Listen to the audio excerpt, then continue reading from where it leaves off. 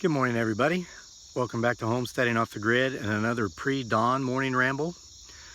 If you are a loyal subscriber and you've been following, you know that yesterday we did the morning ramble during the pre-dawn hours. I'm up here doing it again for a couple reasons, two big reasons. Now, I'm going to talk about here today, like I always do, several things, but if you came here by way of Google search and you want to hear about how I finally figured out how to buy and sell on Craigslist successfully, or at least with less frustration, skip to about 4 minutes and 12 seconds into this video. Listen for maybe 90 seconds and then be on your merry way. For those of you who come here regularly because you like a little longer version, I'm gonna give you the little longer version. Now, you hear Roger number 27 down there crowing? He's getting ready to get some new girlfriends. Roger's getting some new girlfriends because we believe we're going to go out and get some more hens this morning that I found on Craigslist. And we've been wanting to get some more hens to have some more eggs. We think the hens we got here a while back are a little bit older because they lay about every other day. They're not laying daily, and we just want more eggs. So anyway, I'm up here again in the pre-dawn hours because two reasons. Number one, it was so beautiful yesterday, as you saw, and I'm going to turn off my lantern here. It's kind of dark, but I want to show you the skyline. It's about 10 minutes after 6, or not quite. It's just a couple minutes after 6. And look at this. Isn't that beautiful? And then where's that moon? There, is that it? Yep. Look at that sliver of moon. Isn't that gorgeous? It's absolutely beautiful. And I get to sit here and look at it while I talk to you guys. Okay, number two. The number two reason I'm up here in the pre-dawn hours is because I'm flipping my schedule around a little bit, and you're probably going to see me up here in the pre-dawn hours a little bit more regularly. And it's neat. Dearly thought it was neat how yesterday she started watching the video in the dark, and then by the end the sun was up. And remember I mentioned talking up the sun like Davy Crockett used to grin down bears. Well, you know, I got up here early yesterday because we had that hike to go on. I hope you guys saw that. Wasn't that goofy? You guys loved it. And folks, that's how she and I are when we're together and no one's around. We weren't doing that for the camera. That's just, it's so crazy because you hear me up here talking about all these wise things and these experiences I've had, and jumping out of airplanes and living on dangerous islands. Maybe that's largely why. Well, I mean, I could give you a million reasons why I love my wife, but I love the fact that with her, I can be a total goofball, let my inner child come out. After having gone through so many serious experiences in life, I have a partner who lets me be a big kid. And as you know, I'm still responsible. I still take care of her and our son and myself. But when it's time to play, we play. I mean, I firmly believe in work hard, play hard, and I have a partner, a wife, a soulmate, a trusted companion with whom I'm sharing this journey we call life, who gives me permission to play and who plays right along with me. And a lot of folks had commented that her laughter was infectious when we were playing hide and seek in the woods. And some of you said you could see me. I know you couldn't see me. When I was beside those trees blending in, using my super squirrel skills to blend in with those trees, you couldn't see me. Some of you fessed up and said that the white socks gave me away. You might have seen my white socks, but you didn't see me. But when she was laughing, and you guys commented that it was infectious, I have the pleasure, the joy, and the honor of hearing that all day long. And she tries to act like she's mad at me sometimes, but I know how to make her laugh. And once she starts, it's infectious to herself. She can't stop. So anyway, we got so much done yesterday because I did the ramble earlier. We got out there, did our hike earlier.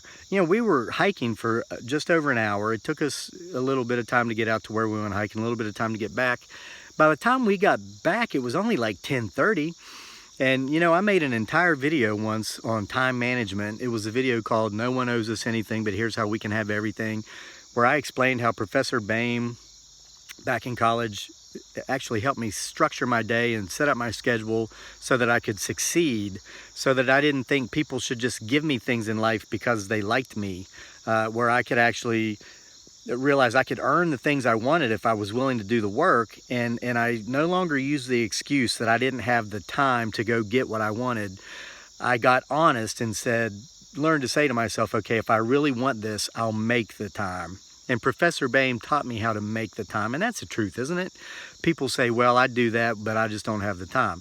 Well, you know, we're all pressed for time, but if you're not making the time to go do that, you obviously don't want to do that very much.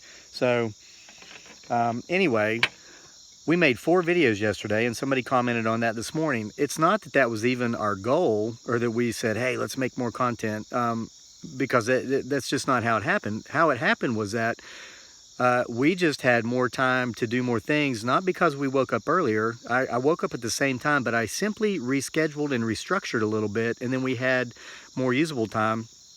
And I got work done on the goat house yesterday. We went hiking, had a great time being goofballs in the woods, came home, Dearly made her puta cheese. We had about an hour and a half before Daniel came home from school, and we'd done some other things, and I began reading that new book I got. I worked on the goat house for quite a while and got a lot more of that done. And hung out with our son until it was time to go to bed. We had a great time. So, Craigslist time. And Google people, I'm sorry, I've taken you 2 minutes over where I said, yep, sorry. So here's the deal. We're buying some more chickens because we need some more hens. We need more hens to lay some eggs. It's crazy. There's no shortage of chickens or hens or roosters or any livestock really in our area. I mean, we're out in the county, in Albemarle County, Virginia. And there's no shortage of people who sell them, and there's no shortage of people who sell them on Craigslist. However, what there does seem to be a shortage of is people who sell things on Craigslist, be it chickens or cars or whatever, who get back to you in a timely manner if you message them. And guys, we used to do rabbits.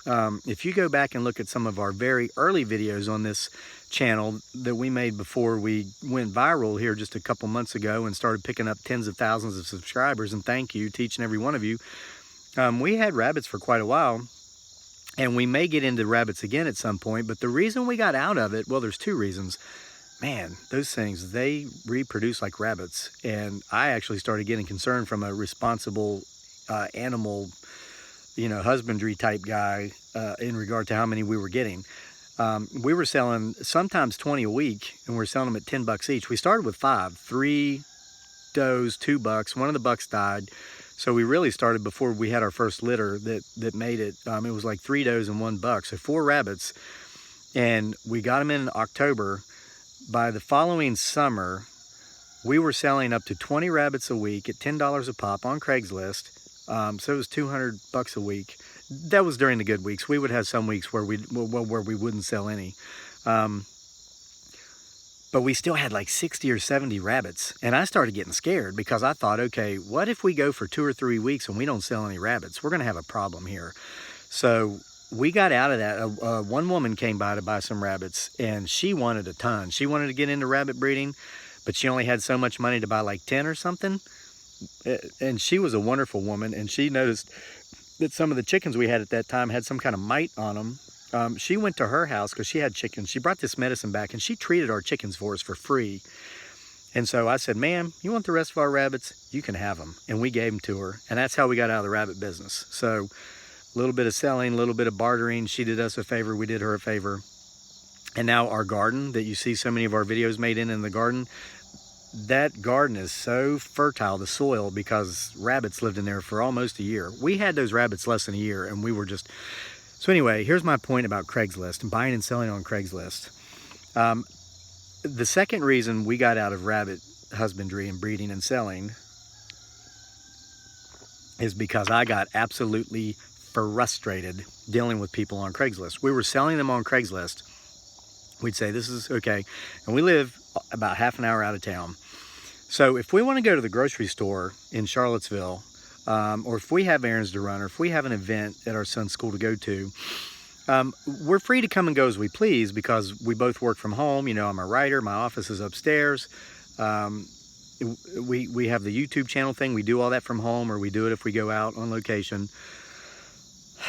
So our time is our own unless we have to commit to another person or something else like that. So if people messaged us on Craigslist and say, hey, I want to come out and buy a rabbit, or I want to buy a few rabbits, we'd say, that's wonderful.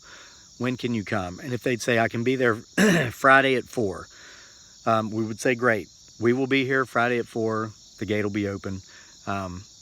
And Dearly and I would say, okay, Friday at 4, we've got somebody coming for rabbits, so we're not going anywhere. So we would arrange our schedule around this person coming Friday at 4 so that we wouldn't be leaving to go into town. If we needed something, we'd either put it off or we would do it before, you know, but we would arrange our schedule to be here. Well, I'm going to be, I don't want to exaggerate here, I would say less than half the time people came when they said they were going to come, if they came at all. Maybe for every 3 people that said they were going to come at a certain time and a certain day, maybe one of them did. So the other 2 out of the 3 times, we had arranged our entire schedule. We stayed home when we might have had errands to run. Now, most times we didn't have anything pressing. We didn't have anything we had to do, so we would have been here anyway. But it was still frustrating. And that happened enough to where, I mean, once we did, you know, in one time, and this wasn't rabbits, but somebody wanted to buy, I forget it, I think it was, what was it, a car seat or something? It was really nice car seat that we had from when Daniel was younger. And this is why when we got to where we wouldn't go meet people, they would say, well, can you bring them to us? And we said, no, if you want the rabbits, you got to come to us. Because we went into town with a car seat, and the person just never showed up. She said she was going to meet us in front of Target. We went there, we waited. She just never showed up. And now we know, people have mentioned in the comments I'm paranoid. I am not going to agree or disagree. I believe I have a safe amount of paranoia. I told Dearly, I think there are people out there. I mean, I know there are trolls. We've been in social media for about 8 years. We know they're out there. There are people who have multiple accounts. You know, they'll come on, they'll make it look like 2 or 3 people are having a conversation on your YouTube channel or on your Facebook page or whatever. It's the same person. It's usually somebody who has a channel or a page in your same genre, and they're trying to maybe get you caught up in arguing with them, so your time is spent arguing with trolls, so you're not creating content so they can kind of capture your share of the market. It's a dog-eat-dog business. So we know there are trolls out there. Some of them are paid. Some people, I mean, you guys probably don't know this stuff because you don't actually work in social media. You participate in social media. But there are people who will hire teams of trolls to attack their competition. So they'll have like maybe a chat room or a like an internet cafe in the Philippines or in Indonesia or in Pakistan, where there's maybe 50 people who they're paying $1 a day to simply create fake accounts and insult people that have social media pages or YouTube channels, stuff like this. So anyway, I told Dearly, the person, and I have no reason to doubt that they troll Craigslist just for some sort of entertainment. You got some person who's miserable, they hate their life, they're, you know, just not happy, and so they go on Craigslist, they find people who are selling something, they set up a meeting, and I think some of them might go as far as to maybe sit in the parking lot, on the other side of the parking lot, and just sit there and get a good laugh out of watching these people show up. And then, seriously, these people are out there. So that's why we stopped selling rabbits on Craigslist. But now, here from the buyer standpoint, it can be equally frustrating, as many of you know. We've been trying to get some new hens for a couple of weeks now. So we'd see what we wanted. Somebody would have some whatever types of hens. This is the price. This is their location. So we'd message them. We'd say, hey, this is great. We need some hens. We'd like to come buy these. Where exactly are you and when are you available? So we'd wait for days. No response, no response. My gut. Remember, we've talked about instinct and listening to your gut and your spidey senses. And a lot of you are probably going to say, yeah, that's how I do it. Why did it take you this long to figure it out? But here it goes. I finally told Dearly last night, because we'd found some chickens that we really hoped we could get. And look, I've talked up the sun again. That we knew where this person lived, and we was like, maybe here we can go get our hens. They never replied. So last night, I said, all right, dearly, we know how Craigslist works. What's going on here, guys, is folks will list what they have to sell, and then once they sell it, they just don't go in and take the listing down. And if somebody messages them on the listing, they just don't reply to the message, because I guess the attitude is, oh well, you know, I had these 10 chickens, I sold them, I got my $100 or whatever. Somebody messages, they'll figure it out, even once I don't reply. I mean, that's bad business, right? But if you're on Craigslist, does it really matter? To me, yeah. And you know, somebody commented on the page the other day about my plumbing we had repaired, and they mentioned that I paid too much, and they said they could have shown me how to do it, and I appreciate that, but I wanted to address that because here's my experience with that too. We have a gate and we have a fence, and we wanted this gate and fence once the annoying neighbor threatened to come on here with his tractor and take our hay, whether we said he could have it or not. So we knew a guy who said he can do fences and gates, and we liked this guy, still do, haven't seen him in a long time, but he was a good person. And we knew that if we let him put up the gate and the fence, we would be helping him with, you know, money by paying him for this job. Well, this guy could do everything, so he said, and I trust. I mean, I'm not saying that he couldn't do it.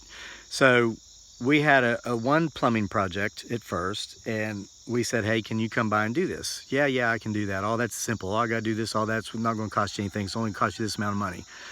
Okay, well, when can you do it? Oh, well, I got this job going on, I got this job. I can't do business that way. I'm sorry, guys. If I have something that I need to get done, I want it done when it needs to be done. And I will pay a premium to a professional who can get out here on the day and time they say they can get here and do the work. But I like this guy, so we let it go. It took 6 weeks to get him out here. Now, he did an excellent job, and there's no way I could have beaten his price. And if I would have gone to a professional, I would have paid 4 times as much. I know that, but it was frustrating. So then we said, okay, now we want the gate and we want the fence. When can you do it? Oh, well, I got this, I got that, I got this, I got that. Same thing happened. Went on for, I would say, and again, we'd already talked about the fence and the gate before this. It went on for it'd gone on for a month before this, 6 weeks, like the plumbing. Once it went on for another 6 weeks, I was like, this is it. So I told Dearly, we got to get this done. We want it done. We have the money to do it. Let's get it done. Called a professional. He came out, charged me a premium, but you know what? He gave me a quote one day, and he was here doing the work the next day, and it was done. It was behind us. We went on with life. 2 months later, that other guy I hadn't heard from him for a while, and he's a good guy. Said, hey, I can come to your, I'm like, it's done. So anyway, that's why I paid a premium to have our plumbing problem fixed. Not just because it was above my pay grade, and yeah, I know I could have had somebody come help. My time is valuable. Time is something we can never get back. The amount of money I paid in difference to have the professional do it instead of having somebody come help me and show me how to do it, that's money I can always earn, get back. I can get that back. I cannot get back my time. That hour I spent hiking with my wife yesterday, being a goofball in the woods and listening to her infectious laugh, that's how I want to spend my time. Not crawling in mud underneath my house trying to save $600 or $800, maybe doing it with somebody that can't even give me a time and a date when they get over here anyway. And I'm not saying this about the guy who made this offer. I'm not saying this guy's like that. I'm saying this has been my experience. Now, what's this have to do with buying and selling on Craigslist? Last night, I told Dearly, if we want chickens, and we want chickens soon, we can't find one seller that's selling the chickens we want at the price we want. We've got to find 5. And we got to message all 5 and hope that one replies. And if more than one replies, we will contact the other person that replies even after we bought their chicken and say, thanks for the response, but we've already bought our chickens. And that's exactly what we'll do. But fortunately, I woke up this morning and there was one reply. A woman said, yes, these chickens are still available. When can you come get them? And I said this morning, anytime after 8. So we're going to go get our chickens. Hopefully, if the woman replies back. So that's my point. Now, those of you who came here by way of Google, if you're still here, I'm sorry if I took up a lot of your time. But basically, I want to trust people and I want to give people the benefit of the doubt. But in 44 years, it's been my experience that if I have something that's pressing or urgent to me, it doesn't mean it's pressing or urgent to the other people on the other end of the transaction. So I hope you got something out of this. I know you got my point. And again, the guy that fixed our plumbing and he could do the fencing and the gate, he does an excellent job. He did a great job with our plumbing. We never had any problems with what he fixed after he fixed it. And his price is unbeatable. And he actually had to, I had to make him take a little more money than he had asked for, because I knew he was giving me a really super duper price because we were friends. But the thing is, I wanted it done 6 weeks before he did it. And that's just the kind of guy I am. A little, I mean, type A, I guess, I don't know. But so anyway, I wanted chickens. I have been wanting chickens. So last night I didn't message one person on Craigslist. I messaged 5. So that's my advice, and through my experiences of working with Craigslist. So that was your morning ramble for the day. And once again, I talked up the sun, but now it's time to go wake up my son, get him off to school. Hope you guys have a great day, and we'll see you for more next time.